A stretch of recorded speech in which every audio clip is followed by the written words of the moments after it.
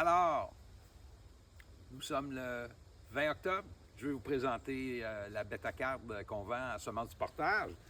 Franchement, là, quel beau légume, bonne résistance au gel. Hein. Il y a eu plusieurs gelées encore, puis regardez, là, c'est pas du tout affecté par le gel.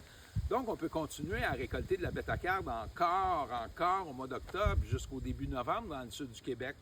Alors ça, c'est un cultivar qui s'appelle rhubarbe. Donc, les tiges sont rouges. Regardez-moi ça, la beauté de ce légume-feuille, c'est extraordinaire.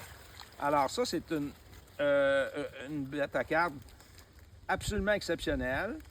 Donc, comme avec le tas de soie, on va cuire les tiges en premier, puis on va terminer avec les feuilles dans une deuxième étape.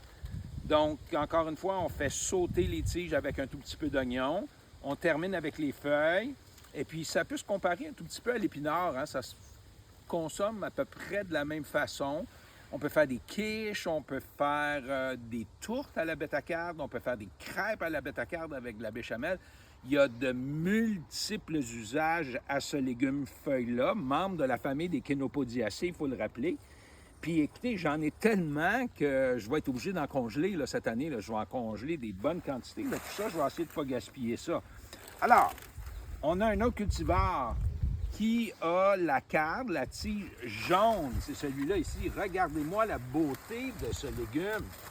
C'est vraiment un légume exceptionnel, hein, la bêta-carbe.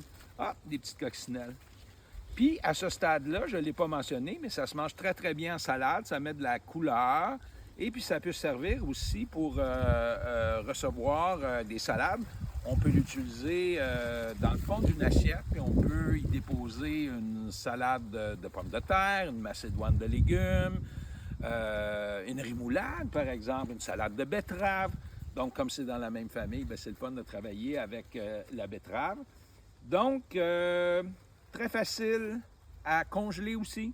Donc, on fait cuire un tout petit peu les carbes, les tiges. On rajoute les feuilles, on les fait suer un tout petit peu, on cesse le feu.